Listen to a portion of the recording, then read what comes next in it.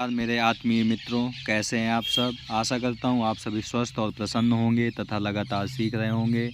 मैं Prem, assistant professor, PSM PG college, geography department Kannauj, आपका स्वागत करता हूं अपने YouTube channel learn geography with Prem में।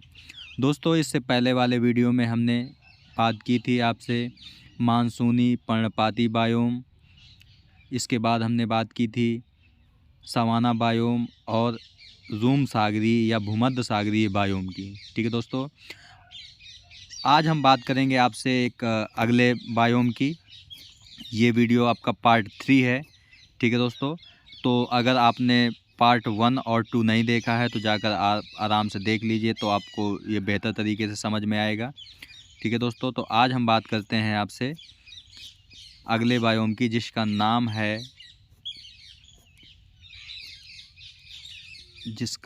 दोस्तों आपका शीतोष्ण घास प्रदेश बायोम। चलिए शुरू करते हैं आज का लेक्चर।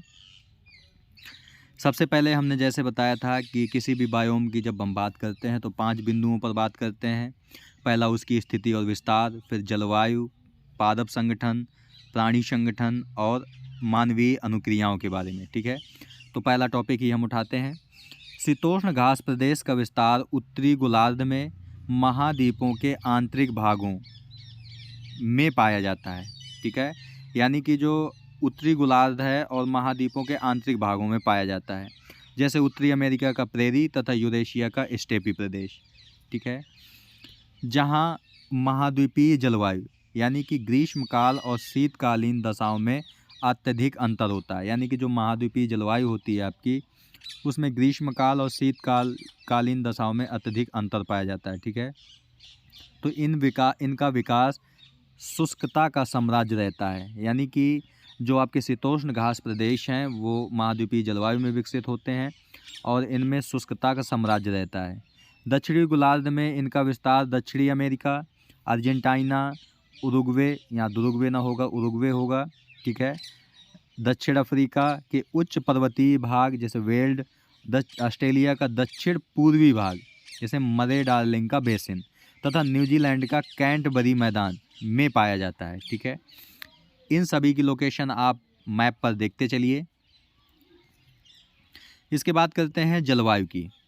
उत्तरी गोलार्ध के शीतोष्ण घास मैदानों में महाद्वीपीय जलवायु की प्रधानता रहती है। ठीक है, जबकि दक्षिणी गोलार्ध में महाद्वीपता का प्रभाव थोड़ा कम रहता है।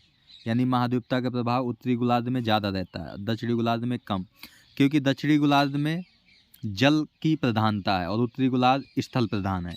ठीक है, अधिकांश भागों में जो वर्षा है वो ग्रीष्म काल में होती है, जैसे इंडिया में होती है। इसके बाद हम बात करते हैं वनस्पति समुदाय की। इन सभी क्षेत्रों में घासें सर्वप्रमुख समुदाय होती हैं, यानी कि घासें प्रमुखता से पाई जाती हैं, जो चरम समुदाय की द्योतक हैं। ठीक है, इनमें सर्वप्रमुख सदाबहार घासें होती हैं, यानी कि घासें की प्रधानता होती है और सदाबहार घासें होती हैं। शाकीय पौधों यानी हर्बेसियस प्लांट्स, वृक्ष तथा झाड़ियाँ गौण होती हैं।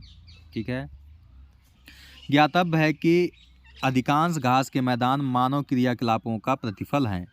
ये प्रदेश विश्व के प्रमुख अन्न भंडार हैं तथा दुग्ध व्यवसाय के क्रोड स्थल हैं। तो अगर आपसे कोई पूछता है कि विश्व में किस भाग में या किस मैदान में सबसे ज़्यादा अन्न भंडार होता है, तो शीतोष्ण घास के मैदान में और दुग्ध व्यवसाय के मैदान में। ठीक है, जैसा कि हमने पिछले वाले वीडियो में बताया था कि विश्व में 2 तरह के मैदान पाए जाते हैं, उष्णकटिबंधीय घास के मैदान और शीतोष्णकटिबंधीय घास के मैदान। उष्णकटिबंधीय घास के मैदानों को हमने ऊपर भी देखा था, जिसमें हमने बात की थी लानोज और सवाना की। ये हैं आपके शीतोष्णकटिबंधीय घास के मैदान, जिन्हें अलग अलग क्षेत्रों में अलग अलग नाम दिए गए हैं। ठीक है, ये आपके कंपटीशन एग्जाम में पूछे जाते हैं, तो इन्हें आप याद रखेंगे।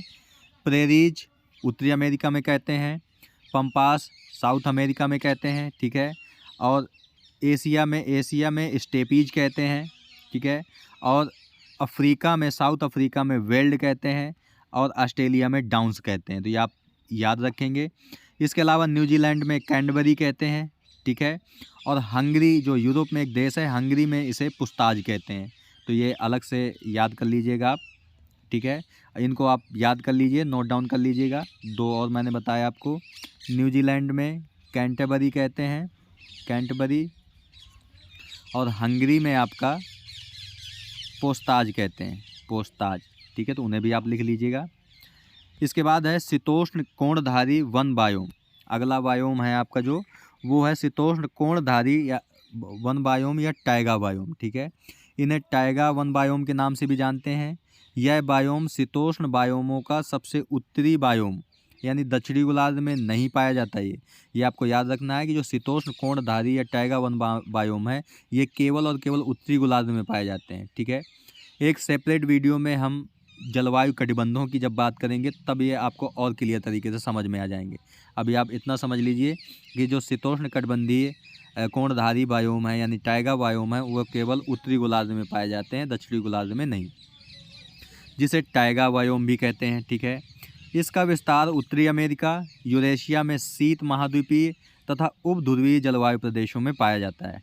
ठीक है, इस मानचित्र के माध्यम से आपको टाइगा प्रदेश दिखाने की कोशिश की गई है। देख रहे होंगे आप कि दक्षिणी गोलार्ध में इनका विस्तार नहीं है एक भी, उत्तरी गोलार्ध में इनका विस्तार है, उत्तरी अमेरिका और यूरेशिया क्षेत्रों में इसका विस्तार पाया जाता है। ठीक है, इन्हें टाइगा बायोम भी कहते हैं। वृक्षों की बात करें अगर तो कोणधारी वृक्ष। ठीक है, कोणधारी का वृक्ष का मतलब है जो शंकु आकार के वृक्ष होते हैं, वनस्पतियों में सबसे प्रभावशाली हैं। इनके 4 प्रमुख वंश हैं। जो कोणधारी वृक्ष हैं उनके 4 प्रमुख वंश हैं और इन्हें आप याद रखेंगे क्योंकि ये आपके कंपटीशन एग्जाम में पूछ लिया जाता है कि कौन सा कोणधारी वृक्ष नहीं है। ठीक है, तो ये आप याद रखेंगे, स्प्रूस, पाइन, फर और लार्थ, इनके 4 वंश हैं। वनस्पति समुदाय की अधिकांश संरचना होती है इन्हीं 4 वंशों से। ठीक है, आगे है इन कोणधारी वृक्षों के साथ शीतोष्ण पर्णपाती कठोर लकड़ी वाले वृक्ष कुछ अंश भी मिलते हैं। यानी कि वो तो मुलायम लकड़ी वाले वृक्ष थे, ये कठोर लकड़ी वाले हैं। कौन से? एल्डर, बर्च और पॉपुलर, ये आप याद रखेंगे। ठीक है, ये कठोर लकड़ी होती है इनकी, एल्डर, बर्च और पॉपुलर आपस में सम्मिश्र रूप में पाए जाते हैं। ठीक है दोस्तों, इस चित्र के माध्यम से आपको कोणधारी वृक्षों को दिखाया गया है। इनका आकार देख रहे होंगे आप, शंकु आकार इनका आकार है। ठीक है, और ये बर्फीले प्रदेश में आपको दिखाई दे रहे हैं क्योंकि इसका विस्तार उपध्रुवीय क्षेत्र में होता है। यानी कि 66 डिग्री से उत्तर में जो भाग है उसे हम उपध्रुवीय प्रदेश कहते हैं। ठीक है, तो ये आपके वृक्ष हैं। इसके साथ आप कुछ जीवों को भी देख रहे हैं। आगे देखते हैं हम। ज्ञातव्य है कि इन शीतोष्ण पर्णपाती वृक्षों में का विकास मौलिक कोणधारी वृक्षों के अग्नि के कारण नष्ट होने तथा मानव द्वारा काटे जाने के कारण द्वितीय अनुक्रम यानी सेकेंडरी सक्सेशन के रूप में हुआ है। ठीक है, अनुक्रम वाला वीडियो हमने बनाया है, अगर आपने वो वीडियो नहीं देखा है तो आप जाकर देख लीजिए, तो आपको प्राथमिक अनुक्रम और द्वितीयक अनुक्रम आराम से समझ में आ जाएगा। ठीक है, इस बायोम में सबसे अधिक मुलायम लकड़ी की प्राप्ति होती है। ठीक है, जिसका सभी बायोमों के वृक्षों से सर्वाधिक आर्थिक महत्व होता है। यानी अगर आपसे कोई पूछे कि सर्वाधिक महत्व किस लकड़ी का होता है तो मुलायम लकड़ी का होता है, और मुलायम लकड़ी सबसे अधिक कहाँ प्राप्त होती है तो कोणधारी प्रदेशों में ही प्राप्त होती है। ठीक है, अगर यहाँ पे बता दें कि जो आपकी कागज़ बनता है या लुगदी बनती है कागज़ की, वो इन्हीं मुलायम लकड़ी से बनती है। ठीक है, यहाँ की जलवायु की प्रमुख विशेषताएं भी हैं कुछ। अति शीत लंबी शीत ऋतु। ठीक है, कम से कम 6 महीनों का औसत तापमान 0°C से नीचे ही रहता है। शरद काल में हिमपात होता है, यानी ठंडियों में हिमपात होता है। धरातलीय नमी के जम जाने के कारण पर्माफ्रॉस्ट सतह का विकास होता है। पर्माफ्रॉस्ट का मतलब होता है ऐसी सतह जो हमेशा जमी रहती है। ठीक है, वो पर्माफ्रॉस्ट है आपका। इसके अलावा लघु अवधि वाला गर्म ग्रीष्मकाल होता है, यानी जो गर्मी होती है वो कम समय के लिए होती है। वनस्पति की वृद्धि काल का समय 50 से 100 दिन का होता है। ठीक है, यानी कि यहाँ की जो वनस्पतियाँ हैं वो 50 से 100 दिन का ही समय मिलता है उनको वृद्धि करने का। वार्षिक वर्षा अत्यधिक क्षेत्रीय विषमता है, 500 से लेकर 2000 मिलीमीटर तरल जल व ठोस हिम दोनों के रूप में होती है, यानी कि जल के रूप में भी होती है और बर्फ़ के रूप में होती है। तथा अत्यधिक वर्षा तापीय विषमता ग्रीष्मकाल में 250 सेंटीग्रेड से शरद काल में 40 सेंटीग्रेड तक रहती है। यहाँ की वनस्पतियों में आवृतबीजी कोणधारी यानी कि जिम्नोस्पर्म, कॉनिफर्स, वृक्ष सर्वाधिक महत्वपूर्ण है। ठीक है। पत्तियां सुई की समान नुकीली होती हैं।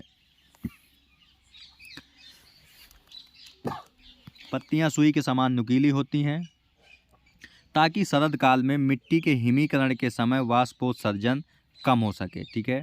अधिकांश वृक्ष सदाबहार होते हैं, यानी कि ये जो कोणधारी वृक्ष होते हैं ये सदाबहार वृक्ष होते हैं, यानी कि साल भर ये हरे भरे ही रहते हैं। ठीक है। कुछ मानवीय क्रियाओं को देख लेते हैं। कोई अन्य जीवों इतने परिवर्तनों से नहीं गुजरा जितना कि शीतोष्ण कटिबंधीय घास भूमि जीवों, यह सब कुछ मानवीय अनुक्रियाओं के कारण होता है।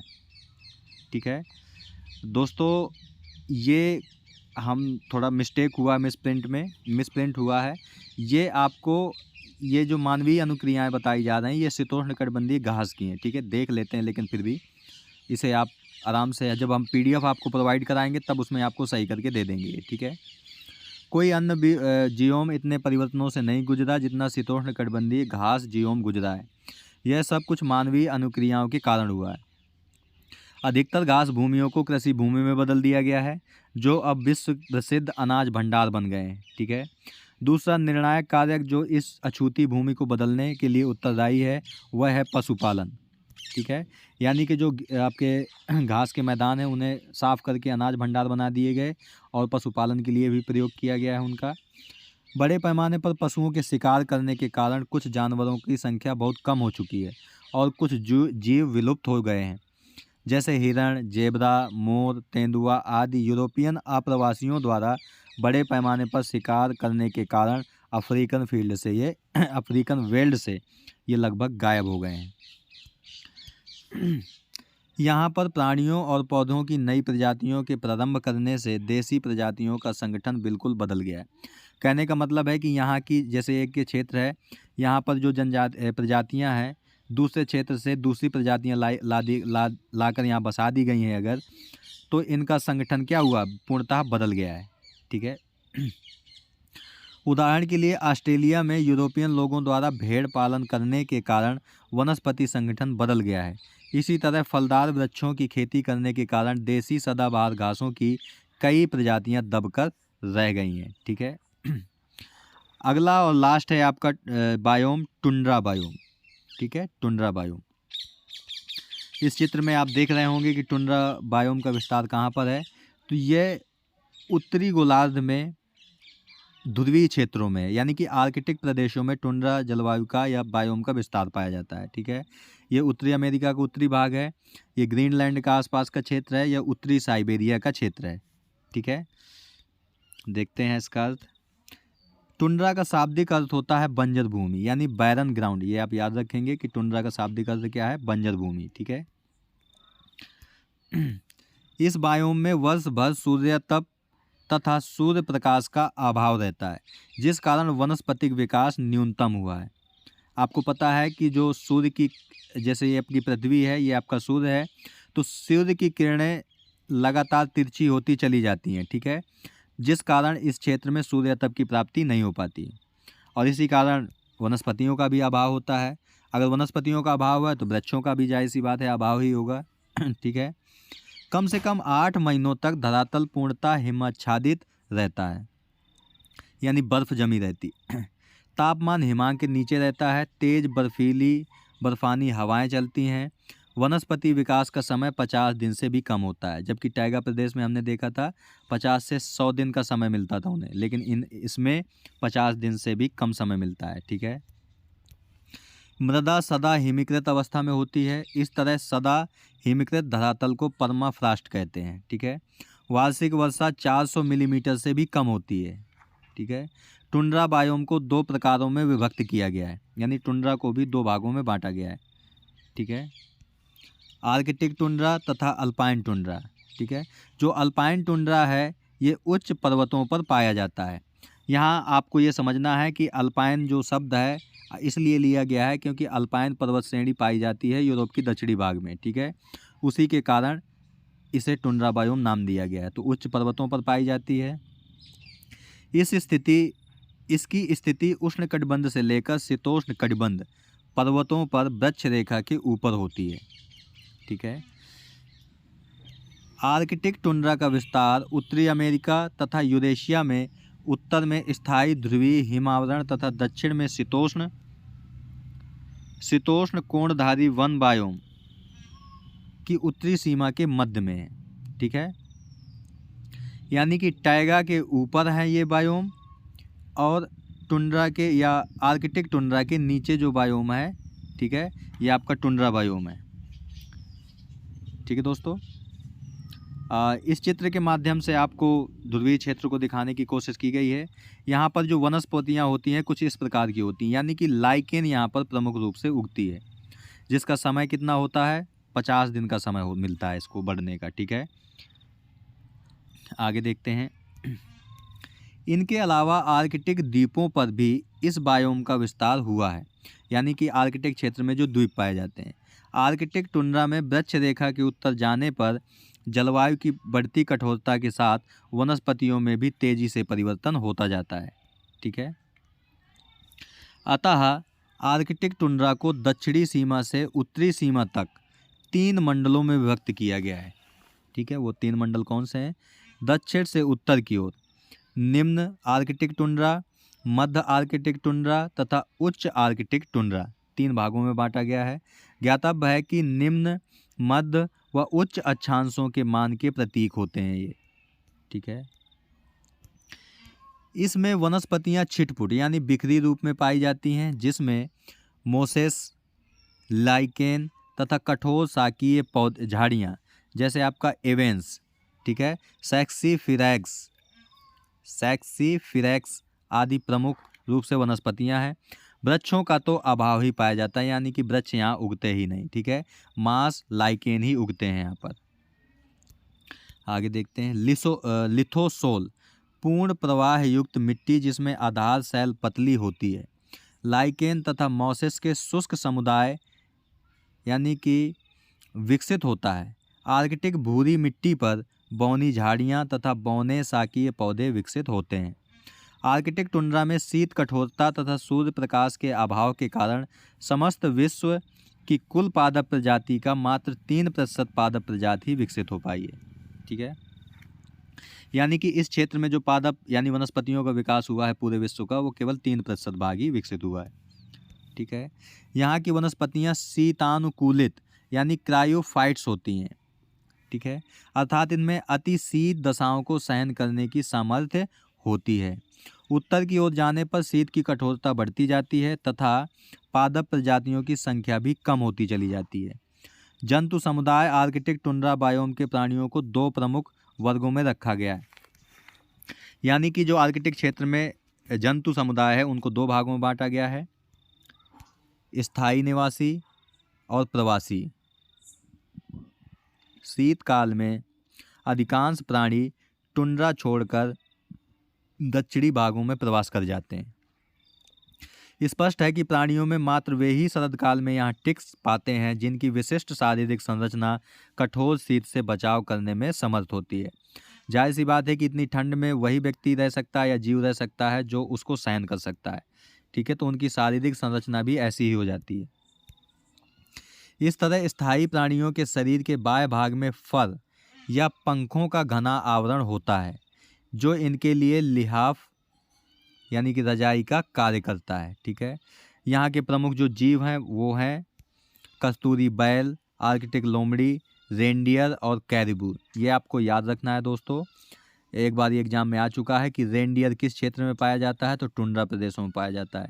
कैरिबो भी टुंड्रा प्रदेशों में, ठीक है, और कस्तूरी बैल भी टुंड्रा प्रदेशों में ही पाया जाता है।